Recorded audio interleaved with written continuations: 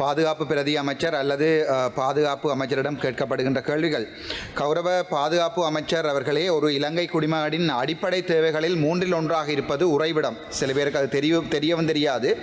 இதுவரை இந்த நாட்டிலே இன ரீதியான உள்நாட்டு போர் முடிவடைந்து கிட்டத்தட்ட 16 வருடங்கள் ஆகிறது. கடந்த 76 வருட அரசாங்கங்களை இந்த நாட்டின் சாபங்கள் என்ற பரப்புரை செய்து புதிய சிங்கள தமிழ் மக்களுக்கு இடையிலான உறவினை மேம்படுத்துவோம் என்ற துணியின் அடிப்படையில் தங்களுடைய அரசாங்கம் மக்களின் பெருமளவான ஆதரவை பெற்றது. அதே நேரம் தங்களுடைய ஜனாதிபதி அன்றகுமார சாநாயக்க அவர்கள் இதுவரை தமிழ் மக்களுக்கு கொடுத்த வாக்குறுதிகளில் ஒரு சிறு பகுதியை ஏனும் மனச்சுத்தியுடன் செயற்படுத்தவில்லை. 2000ஆம் ஆண்டுகளில் உள்நாட்டு போரை ஆரம்பிப்பதற்காக தங்களுடைய ஜேவிபி கட்சி கண்டியிலிருந்து கொழும்பு நோக்கி பயணத்தை மேற்கொண்டதையும் இச்சன்பத்தில் சுட்டி காட்ட விரும்புகிறேன். அந்த பயணத்திலே இருந்த எங்களுடைய அமைச்சர் சந்திரசேகர் கூட எனக்கு முன்னால் அமர்ந்திருக்கிறார். இருந்து மக்கள் தங்கள் மீது வைத்த நம்பிக்கைக்கு தங்களுடைய ஜனாதிபதி மக்களின் காணி மக்களுக்கே என்ற துணியில் தொடர்ந்தும் தமிழ் மக்களை ஏமாற்றி வருகிறார் என்பதுதான் நிதர்சனமான உண்மை. வடக்கு கிழக்கு மாகாணங்கள் தவிர்ந்த மாகாணங்களிலும் ஒரு இனத்திற்கான எதிரான இன ரீதியிலான அடக்குமுறை இதுவரை கட்டவிழ்த்து விடப்படவில்லை.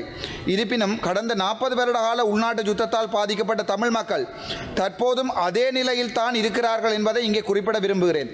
குறிப்பாக இடம்பெயர்வின் பின்னர் தங்களுடைய சொந்த வாழ்விடங்களுக்கு திரும்ப முடியாமலும் அதே நேரத்திலே பரம்பரையாக வந்த சொந்த தொழிலை செய்து கொள்ள முடியாமலும் இந்த அரசாங்கம் தமிழ் மக்களுக்கு இன ரீதியிலான அரசியல் வன்முறைகளை கட்டவிழ்த்து விட்டுக்கொண்டே இருக்கிறது என்பதுதான் முக்கியமான விடயம்.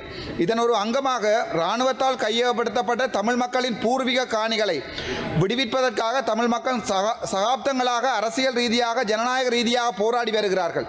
அண்மைய தினத்தில் கூட ஜனாதிபதி சொல்லியிருக்கிறார், பலாலியினுடைய கிழக்கு பகுதியில் பலாலி வீதியினுடைய கிழக்கு பகுதியில் உள்ள காணிகளை விடுவிப்பதாக. ஆனால் தமிழ் மக்களின் பூர்வீக காணிகளை விடுவிப்பதாக தமிழ் மக்கள் சகாப்தங்களாக அரசியல் ரீதியாக போராடி வருகின்ற போதும் இந்த விடயம் தொடர்பாக பின்வரும் வினாக்களை உங்களிடம் கேட்க விரும்புகிறேன். ஒன்று, வடக்கு மாகாணத்தில் தனித்தனியாக ஒவ்வொரு மாவட்டங்களிலும் மொத்தமாக 5 மாவட்டங்களிலும் இராணுவத்தால் தற்சமயம் கையகப்படுத்தப்பட்டு பாதுகாப்பு வலயம் என்கின்ற போர்வையில் இருக்கின்ற பொதுமக்களின் அல்லது தனியாரின் காணிகள் எந்தெந்த இடங்களில் எத்தனை பரப்பளவுகள் இருக்கிறது? முதலாவது கேள்வி. தனித்தனியாக ஒவ்வொரு மாவட்டத்திலும் இராணுவத்தால் கையகப்படுத்தப்பட்ட காணிகளின் விஸ்தீரணத்தையும் அவற்றின் இருப்பிடத்தையும் குறிப்பிடவும். 2வது கேள்வி. யாழ் மாவட்டத்தில் வலிகாமம் வடக்கு பிரதேசத்தில் அமைந்திருக்கின்ற பலாலி சர்வதேச விமானம் சட்ட ரீதியாக கொண்டிருக்கின்ற மொத்த நிலப்பரப்பு எவ்வளவு? சட்ட ரீதியாக கசட் பண்ணப்பட்ட மொத்த நிலப்பரப்பு எவ்வளவு? 3வது, பலாலி விமான நிலையம் தற்போது கொண்டிருக்கின்ற நிலப்பரப்பு எவ்வளவு? அதாவது சட்ட ரீதியாக அங்கீகரிக்கப்பட்ட நிலப்பரப்பிலிருந்து தற்சமயம் கையகப்படுத்தி வைத்திருக்கின்ற பொதுமக்களுடைய காணிகளோடு சேர்த்து மொத்த காணி பரப்பு எவ்வளவு? 4வது கேள்வி. சட்ட ரீதியாக வழங்கப்பட்ட நிலப்பரப்பை தாண்டி மேலதிக நிலப்பரப்பை பலாலி விமான நிலையத்துக்கு விஸ்தரிப்பதற்கு வழங்குவதற்காக இராணுவத்தால் கையகப்படுத்தப்பட்ட உயர் பாதுகாப்பு வலயம் என்ற போர்வையில் கையகப்படுத்திய காணிகளில் எத்தனை பரப்பளவுகள் பலாலி விமான நிலையத்துக்கு வழங்கப்பட்டன? அதாவது உயர் பாதுகாப்பு வலயம் என்ற போர்வையில் அந்த இடத்துல இருக்கின்ற மக்களை வெளியேற்றி முழு காணிகளையும் இராணுவம் சுவீகரித்து அங்கு விவசாயம் செய்து கொண்டிருக்கின்ற உண்மையை சிங்கள மக்களுக்கும் நான் சொல்ல ஆசைப்படுகிறேன். 5வது கேள்வி. பலாலி விமான நிலையம் தவிர்ந்து யாழ்ப்பாணத்தின் வலிகாம பிரதேசத்தில் இராணுவத்தால் பெருமளவான காணிகள் கையகப்படுத்தப்பட்டு அவை இராணுவ நோக்கங்கள் அல்லாத வியாபார நோக்கங்களுக்காக பயன்படுத்தப்படுகின்றன. அவ்வாறு இராணுவம் விவசாயம் செய்யும் மொத்த நிலப்பரப்புகள் எவ்வளவு? தனித்தனியாக கேட்கிறேன் நான். 6வது கேள்வி. வலி வடக்கில் மயிலட்டி பிரதேசத்தில் இருக்கின்ற எந்தெந்த கிராம சேவையாளர் உட்பட்ட பிரிவுகளில் பொதுமக்கள் மீள குடியமர வழங்க முன்வராமல் இருக்கின்ற இராணுவம் கையகப்படுத்தி வைத்திருக்கின்ற காணிகள் எவை? அவற்றின் மொத்த விஸ்தீரணம் எவ்வளவு? 7வது கேள்வி. வலிவடக்கில் பலாலி வீதியின் கிழக்கு புறமாக இராணுவம் ஆக்கிரமித்த பொதுமக்களின் காணிகளில் இராணுவ ஆதார வைத்தியசாலை ஒன்று கட்டப்படுகிறதா? அண்மைய தினத்தில் ஜனாதிபதியோட கதைக்கின்ற போது ஜனாதிபதிக்கு வந்திருந்த பாதுகாப்பினுடைய பிரதானி சொல்லியிருந்தவர் அந்த இடத்துல வைத்தியசாலை கட்டப்படவில்லை என்று. ஆனால் வைத்தியசாலை கட்டப்பட்டு முடிக்கப்பட்டது 2007 2025 ஆண்டு வரைக்கும் வைத்தியசாலை கட்டப்படும். எங்களுடைய பாதுகாப்பு பிரதி அமைச்சர் கூட அந்த மீட்டிங்கில் இருந்தவர். 8வது கேள்வி.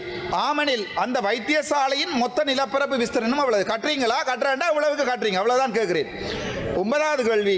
அந்த வைத்தியசாலைக்குரிய இராணுவ செலவுகளில் இந்த வருடம் ஒதுக்கப்பட்ட மொத்த பணம் எவ்வளவு? இராணுவத்துக்கு நீங்கள் வைத்தியசாலைக்கு ஒதுக்கி இருந்தால் இந்த வருட பட்ஜெட்டில் எவ்வளவு காசு ஒதுக்கி இருக்கிறீங்கன்னு தான் கேட்கிறேன். 10வது கேள்வி, இந்த வைத்தியசாலை பொதுமக்களின் காணிகளில் கட்டப்படுகிறது என்பதை பொதுமக்கள் எதிர்க்கிறார்கள் என்பதை பாதுகாப்பு அமைச்சராக தாங்கள் ஏற்றுக்கொள்கிறீர்களா? அன்றைய தினம் நான் ஜனாதிபதியுடன் நடந்த மீட்டிங்கில் இதை கதைக்கின்ற போது பாதுகாப்பு பிரதானி எங்களுடைய பிரதி அமைச்சருக்கு இல்லை என்று போய் சொல்லியிருக்கிறார். நான் அதை சேலஞ்ச் பண்ணியிருக்கிறேன். ஆகவே தயவு செய்து அதுக்குரிய பதிலை தரவும்.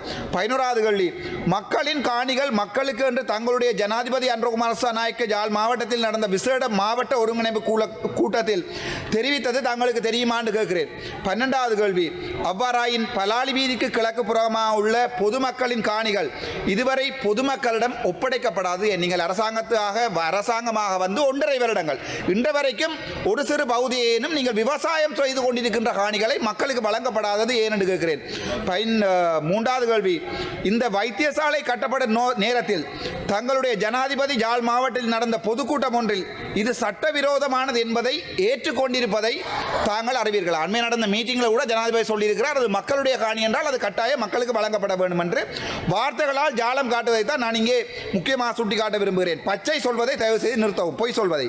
14வது கேள்வி, ஆமனில் உடனடியாக பலாலி வீதிக்கு கிழக்கு புறமாக உள்ள இந்த காணிகளை விடுவிக்க தங்களால் முடியுமா? அவ்வாறாயின் அவை விடுவிக்கப்படும் திகதி என்ன? ஓம் என்று சொல்லி மாற்ற வேண்டாம். தயவு செய்து எங்களுக்கு அது விடுவிக்கப்படும் திகதியை அண்மையில் ஜனாதிபதி சொல்லியிருந்தவர். பிரதி அமைச்சரோட போய் என்னையும் பிரதி அமைச்சரோட போய் என்னை அந்த இடங்களை பார்த்து பிரதி அமைச்சருக்கு அதை வடிவாக விளங்கப்படுத்துமாறு ஜனாதிபதி சொல்லியிருந்தவர். ஆனால் கஜேந்திரகுமார் பொன்னம்பலம் ஏதோ தான் விடுவிப்பதாக போய் நிற்கிறார். அதை நாங்கள் அவருடைய அரசியலை பார்த்துக் கொள்வோம். ஆகவே இந்த கேள்விகளுக்குரிய பதிலை ஒரு ஏழையின் பிரதிநிதி என்ற அடிப்படையில் வாழ்விடம் இல்லாமல் தவிக்கும் வலிகாம மக்களுக்காக கேட்கிறேன் என்பதையும் இதன் ஆழத்தையும் ஜனாதிபதி அவர்களும் பாதுகாப்பு பிரதி அமைச்சர் அவர்களும் புரிந்து கொள்வார்கள் என்ற நம்பிக்கையுடன் நன்றி. ගරුණියෝ ජමාත්තුමා ගරු කතානායකතුමනි ගරු මන්ත්‍රීතුමනි මේක ලොකු විශාල ප්‍රශ්නයක්. ඒකට සෑහෙන කාලයක් අවශ්‍යයි. ඒ සඳහා කල් ඉල්ලනවා පිළිතුරු සපයන්න. බොහොම ස්තුතියි.